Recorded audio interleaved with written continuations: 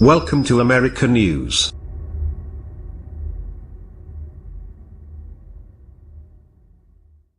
Early engagement success through Maps, where users can upload and share content from around the world in seconds, suggests they are on the right track. We fundamentally believe that by empowering self-expression for everyone, we will grow our business, Spiegel said Monday at the Vanity Fair Establishment Summit. By the numbers, Snapchat expects over 1 trillion snaps to be sent this year, roughly 3 billion per day, with daily active users opening the app 20 times per day. 60% of its daily users create content on the platform daily, and more than one-third of daily users engage with Snapchat's augmented reality technology, putting Snapchat far ahead of both Apple and Facebook in our use. By comparison, Facebook has seen a decline in page engagement. In Q2, users under 25 spent more than 40 minutes per day on the app, and users 25 and over spent more than 20 minutes per day on the app. By comparison, Instagram users under 25 spend 32 minutes per day on the app, and users over 25 spend 24 minutes a day on the app. The bottom line: Spiegel thinks this is Snap's secret sauce.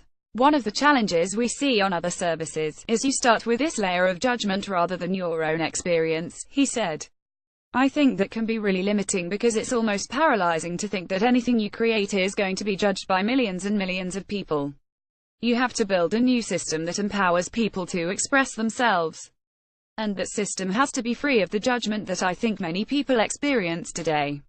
Even the states are stepping in so far. States have been more aggressive than the federal government in regulating the internet, he said. A few issues tech companies, and internet platforms in particular, are facing trade flare-ups in Asia, Europe and Latin America over limiting how data flows across borders can have big implications for tech's data-based business. Artificial intelligence depends on massive data sets from around the world to be effective, Melman said. If every country shuts its digital borders, it's harder to aggregate that data. Market power questions around how antitrust rules should apply to these tech companies, transparency of how their algorithms work, and the industry's impact on jobs everywhere will drive this pressure, being led primarily by aggressive action in the EU and Asia.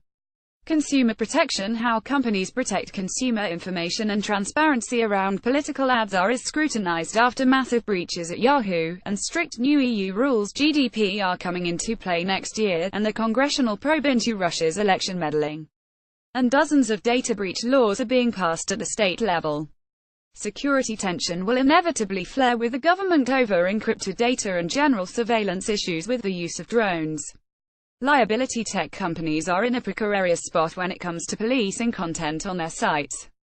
Once claiming to be neutral brokers of content, the platforms are in the middle of intense debates, their role in facilitating hate speech, sex trafficking ads and fake news. Go deeper: here's Melman's latest analysis of the politics and policy landscape. Statistics showing the percentages of Puerto Ricans who are still without power and clean drinking water have been removed from FEMA's website, per the Washington Post. A FEMA spokesman said the metrics were readily available elsewhere, but would NT comment on why they'd been removed from the site.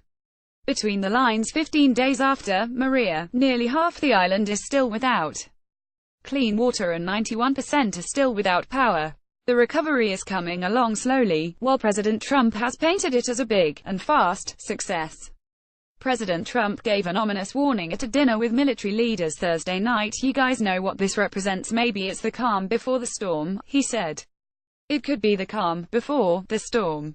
Asked what the storm would be: is it Iran, ISIS, what's the storm? One reporter called out. Trump replied, you'll find out. Bottom line: with Trump, it's difficult to tell what's bluster and what's a hint of things to come. President Trump was so enraged by an NBC News report that Secretary of State Tillerson had called him a moron and considered resigning that Chief of Staff John Kelly skipped Trump's Las Vegas trip to contain his boss fury and manage the fallout, NBC reports. Per the report, Kelly summoned Tillerson and Defense Secretary Mattis to the White House to discuss a path forward.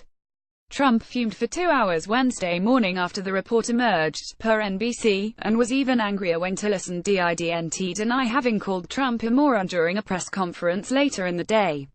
Special counsel Robert Mueller's investigators met over the summer with Christopher Steele, the former British spy who wrote the dossier containing salacious but unverified claims about President Trump, his associates, and Russia, CNN reports.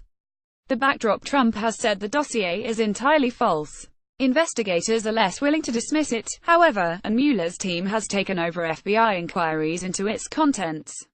The White House believes Chief of Staff John Kelly's personal phone was compromised by unknown actors as long ago as December, Politico reports. Why it matters: Kelly didn't use the phone frequently in recent months, relying on a government-issued phone, an official told Politico. Still, this presents the possibility that information on the phone could have been accessed by a foreign country or group.